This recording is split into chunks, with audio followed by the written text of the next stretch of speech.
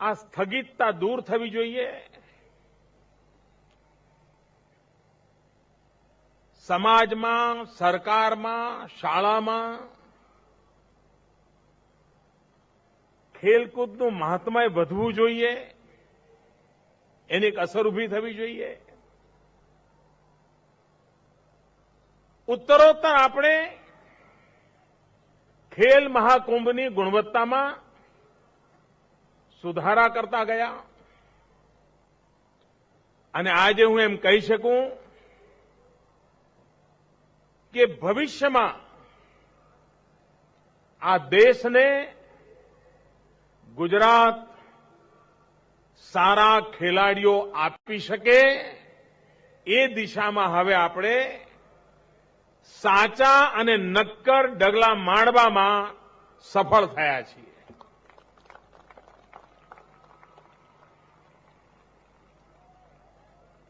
ભૂતકાળમાં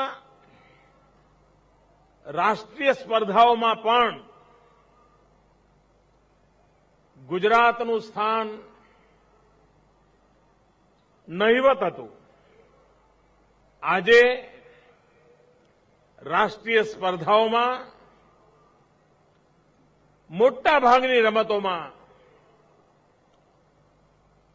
ગુજરાતની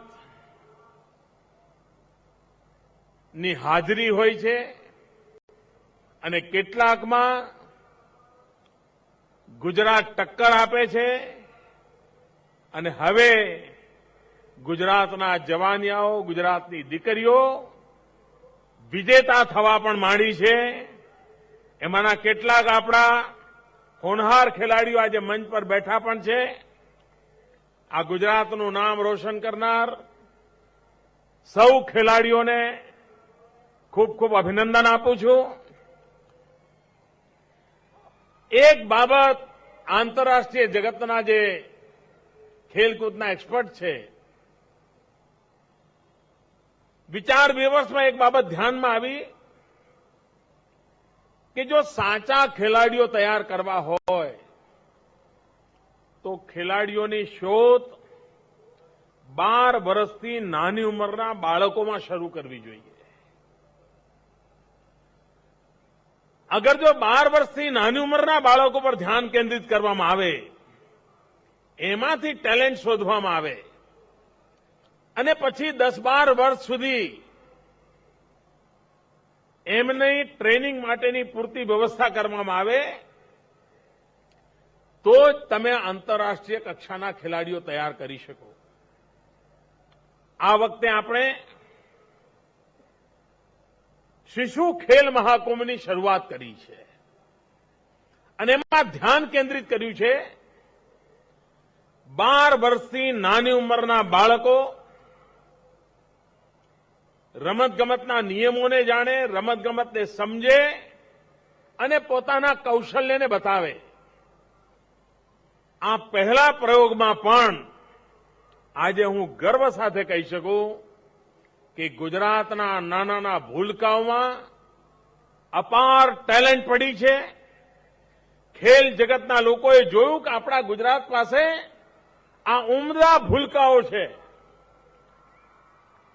એમના તરફ ધ્યાન કેન્દ્રિત કરીશું તો 2-5 વર્ષમાં જ એમાંથી શ્રેષ્ઠ ખેલાડીઓ આપણે તૈયાર કરી શકીશું. મને હમણાં અમારા અધિકારીઓ કહેતા હતા 6 બાળકો એવા ધ્યાનમાં આવ્યા છે કે જે આજે એશિયા કક્ષાની જે રમતો રમાય છે એમાં ભાગ લઈ શકે એવી ક્ષમતા એમનામાં પડેલી છે. એના જે પેરામીટર્સ છે એ પેરામીટર્સમાં જો સેટ ટ્રેનિંગ આપીએ તો આવી શકે એમ છે. ભાઈઓ બહેનો, આટલી મોટા મંથનમાંથી આ રત્નો શોધવાની મથામણ છે. આ ખેલ મહાકુંભ ગુજરાતને ખૂણે ખાંચરે પડેલી ટેલેન્ટ એને શોધીને એનું શિક્ષણ કરીને, એની ટ્રેનિંગ કરીને ઉમદા ખેલાડીઓ તૈયાર કરવાનો આપણો પ્રયાસ છે. બીજી બાજુ કમનસીબે સમાજ જીવનનું વાતાવરણ પરીક્ષાઓમાં ઊંચા માર્ક કેમ લાવવા, પુસ્તકોમાં ડૂબી કેમ જવું, મા બાપ પણ 9મા ધોરણમાં આવ્યા પછી બાળકને પુસ્તકોમાં કેદ કરવાની મથામણ કરતા હોય છે. એવા વાતાવરણમાં બાળકને ખુલ્લા મેદાનમાં લાવવું આ એક મોટી ચેલેન્જ છે. આ બાળક વિડીયો ગેમમાં બીજી છે, કા પુસ્તકોમાં ખોવાયેલો છે, ક્યાં એક ક્લાસથી બીજા ક્લાસ ટ્યુશન માટેની દોડાદોડ કરે છે, મા બાપને ફુરસદ નથી, કાં ટીવી પર કાર્ટૂન જુએ છે. આ બધામાંથી બહાર કાઢીને એક સ્વસ્થ ગુજરાત બનાવવું હોય તો આપણા બાળકોને શરીરે પરસેવો કેમ છૂટે, માટીમાં આળોટીએ તો શું થાય, ભારતની ગોદમાં, ભારત માતાની ગોદમાં હસતા, ખેલતા, રમતા, ઉખડતા, બખડતા, અથડાતા, કૂટાતા તૈયાર થઈએ તો એ જીવન કેવું હોય, એની તાતી જરૂરિયાત છે. આ ખેલ મહાકુંભને કારણે માત્ર 31 લાખ ખેલાડીઓ નહીં, લાખો કુટુંબો એમાં જોડાયા છે. સમાજની અંદર હસી ખુશી, ખેલકૂદ, એક સ્પોર્ટ્સમેન સ્પિરિટ આ ઉત્સવના માધ્યમથી લાવવાનો આપણે પ્રયાસ કર્યો છે. અને એમાં ખાસી એવી સફળતા મળી છે. એ જ રીતે સ્પોર્ટ્સ, એમાં કેપેસિટી બિલ્ડિંગ આપણે એટલી જરૂરિયાત છે. એક સમય એવો હતો કે દરેક રમતના નિયમો, એના મેદાનોની માપ, એની પદ્ધતિ, એમાં પણ ઉણપો હતી.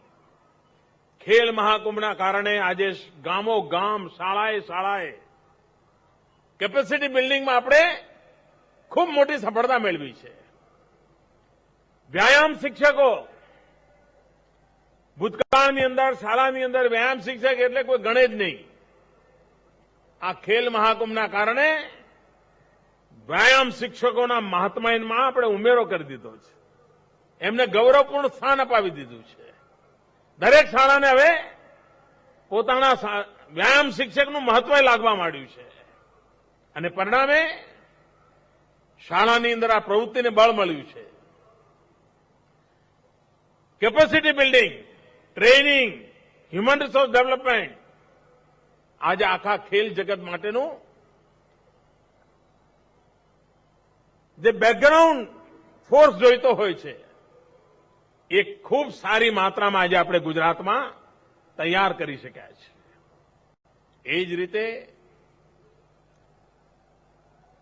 સમાજની અંદર જે પરિવારમાં મંદબુદ્ધિના બાળક હોય, વિકલાંગ બાળક હોય, એક કુટુંબ એકલું અટૂલું પડી જાય છે, એ બાળક એકલું અટૂલું પડી જાય છે. આપણે કોશિશ કરી છે કે આ મંદબુદ્ધિના બાળકો, આ વિકલાંગ બાળકો, એમને પણ આત્મવિશ્વાસ કેળવાય, એ ગૌરવપૂર્ણ જીવન જીવવાનો એમનામાં વિશ્વાસ પેદા થાય, સમાજ પણ એમના માટે આદરપૂર્વક જોતો થાય. અને એના માટે આ લોકો માટે ઉત્તમમાં ઉત્તમ રસ્તો છે ખેલકૂદ. અને આપણે ખૂબ ઓછા સમયમાં, ખૂબ ઝડપથી આપણા મંદબુદ્ધિના બાળકો, આપણા વિકલાંગ બાળકો આજે ઓલિમ્પિક કક્ષાએ જઈને ખૂબ ઉત્તમ પ્રકારના પ્રદર્શન કરી રહ્યા છે. હું હમણાં આવીને પેલી બાજુ જે છેલ્લે બધા બાળકો બેઠા છે એમને ખાસ રીતે મળવા ગયો તો એમની જોડે મેં ફોટો સેશન કર્યું. એમાં મંદબુદ્ધિના બાળકો છે, વિકલાંગ બાળકો છે. આ બાળકો 31 ખેલાડીઓ હમણાં ઓસ્ટ્રેલિયા ગયા હતા રમવા માટે, બધા મંદબુદ્ધિના બાળકો. એમના ગામથી એમને અમદાવાદ લાવવા હોય તો એ મા બાપ મૂંઝાતા હોય. એવા બાળકો 31 બાળકો હમણાં ઓસ્ટ્રેલિયામાં રમીને આવ્યા અને એમાંથી 11 બાળકો આ વિશ્વ કક્ષાની રમતમાં ગોલ્ડ મેડલ લઈને આવ્યા છે. આપણે ખૂબ તાલીઓના ગડગડાટથી આ મંદબુદ્ધિના બાળકો, આ વિકલાંગ બાળકોનું અભિવાદન કરીએ. જરા એમને ત્યાં ઉભા કરીએ. આ બધા બાળકો છે જેમણે ઓસ્ટ્રેલિયામાં જઈને ગુજરાતનો ડંકો વગાડ્યો છે. એ મંદબુદ્ધિના બાળકો છે, વિકલાંગ બાળકો છે. એમના મા બાપ જ નહીં, આખું ગુજરાત એમના માટે ગૌરવ કરે એવું પરાક્રમ કરીને બાળકો આવ્યા છે. ભાઈઓ બહેનો, આ બાળકોએ 37 જેટલા બીજા ઇનામો પણ જીત્યા છે. એટલે એક પ્રકારે સફળ થઈને આવ્યા છે. અને હું હમણાં ગયો તો દરેક પોતાનું મેડલ મને બતાવવા માટે ઉત્સુક હતા. એમનામાં એક આત્મવિશ્વાસનું આપણને દર્શન થતું હતું. મિત્રો, ખેલ મહાકુંભના કારણે સમાજનો આ વર્ગ જેના તરફ સામૂહિક રીતે આટલું મોટું ધ્યાન અપાયું હોય એ આ પહેલી ઘટના છે. અને મારે મન આ ખેલ મહાકુંભની સૌથી મોટી સંતોષકારક બાબત છે.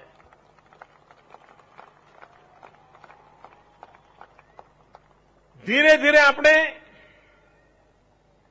ખેલ જગતની અંદર આપણા રાજ્યને તૈયાર કરવામાં સફળ થયા છીએ.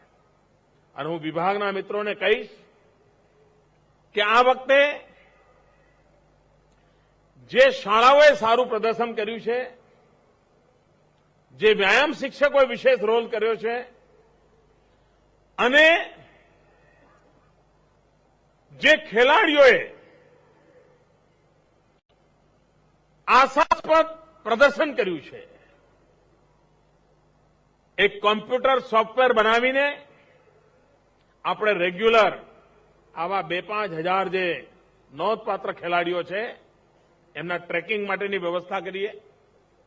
દર મહિને એમને ટ્રેક કરતા જઈએ કે એમની એ દિશામાં કેટલી પ્રગતિ થઈ રહી છે, એમના તરફ ધ્યાન કેવી રીતે થયું છે.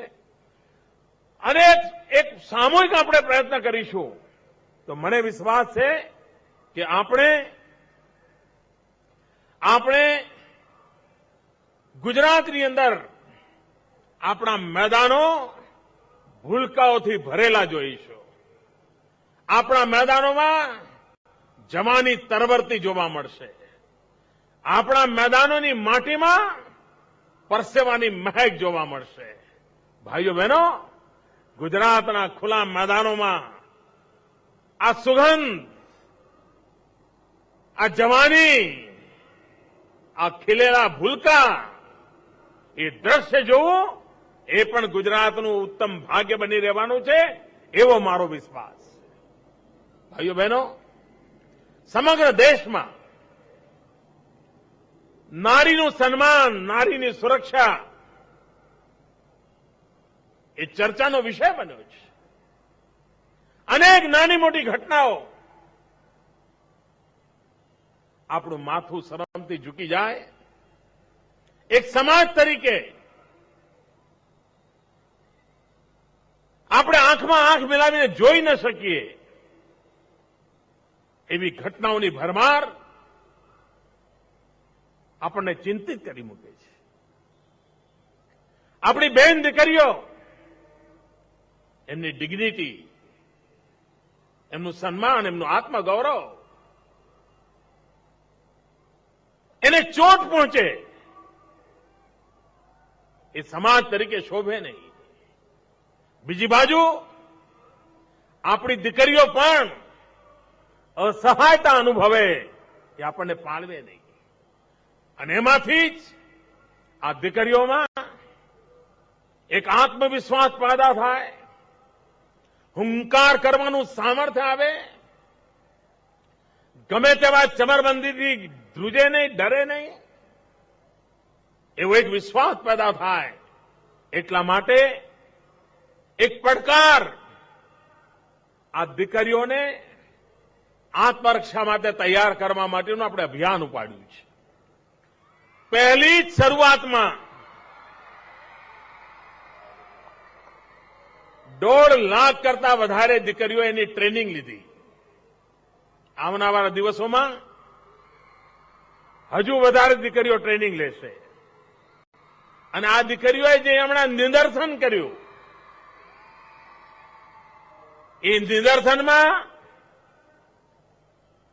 એમની જે મૂવમેન્ટ હતી, ચપળતા હતી, એમની આંખોમાં જે આત્મવિશ્વાસ ઝલકતો હતો,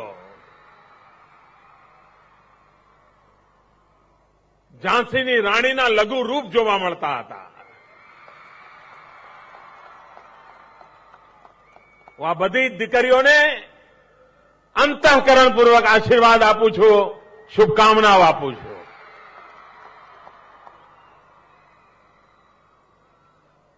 અને આ પડકાર મુવમેન્ટ, આખો પ્રયાસ ગુજરાતની નારી શક્તિને માથું ઊંચું કરવાની, જીવવાની એક નવી શક્તિ આપશે, એક નવો આત્મવિશ્વાસ આપશે. અને આપણા ગુજરાતની દીકરીઓ દુનિયાને રસ્તો બતાવે એવા સામર્થ્ય સાથે ઉભી થશે, એવો મને પૂરો વિશ્વાસ છે.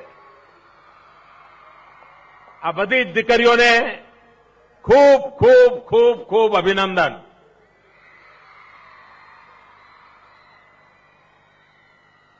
આ ખેલકૂદ સ્પર્ધામાં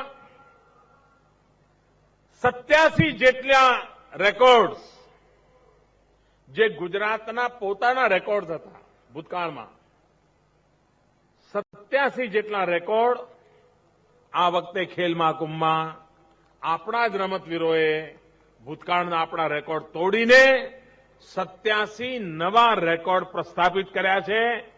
આ નવા રેકોર્ડ પ્રસ્થાપિત કરનાર ખેલાડીઓને સવિશેષ અભિનંદન. જે વિજેતા થયા છે એમને પણ ખૂબ ખૂબ અભિનંદન. 25 કરોડ રૂપિયા જેટલું માતબર રકમનું ઇનામ જુદા જુદા એકમોમાં આપણે આપતા હોઈએ છીએ. આપણી મથામણ છે કે ખેલ એ સહજ સ્વભાવ બને, ખેલ એ સહજ પ્રકૃતિ બને, ખેલ જનજનની પ્રવૃત્તિ બને, એની દિશામાં આપણો પ્રયાસ છે. અને ખેલ મહાકુંભને કારણે એ પ્રયાસમાં આપણે જરૂર સફળ થઈ રહ્યા છીએ. શરૂઆતના જ આટલા ટૂંકા ગાળામાં આ સિદ્ધિ નાની સૂની નથી. ફરી એકવાર આમાં ભાગ લેનાર 31 લાખ કરતા વધારે ખેલાડીઓને ખૂબ ખૂબ અભિનંદન. એમને પ્રોત્સાહન આપનાર કરોડો કરોડો નાગરિકોને અભિનંદન. અને આ સમગ્ર બાબતને સુચારુ રૂપથી ચલાવનાર, એની સાથે જોડાયેલ વહીવટના, વ્યવસ્થાના સૌ મિત્રોને ખૂબ ખૂબ અભિનંદન આપું છું. અને આજે હું ખેલ મહાકુંભ 2013 પૂર્ણ થયેલ જાહેર કરું છું. જય જય ગરવી ગુજરાત. ખેલ જગતના નભોમંડળમાં, ખેલ જગતના આકાશમાં આપ સૌ વિજય ગર્જના સાથે આતશબાજીની જેમ ઝળહળતા રહો, એ જ અભ્યર્થના સાથે ખેલ મહાકુંભ 2013નું સમાપન કરતા આપના ઉદ્ઘોષક ઉદય અને તોરલને રજા આપશો. નમસ્કાર. જય ગુજરાત.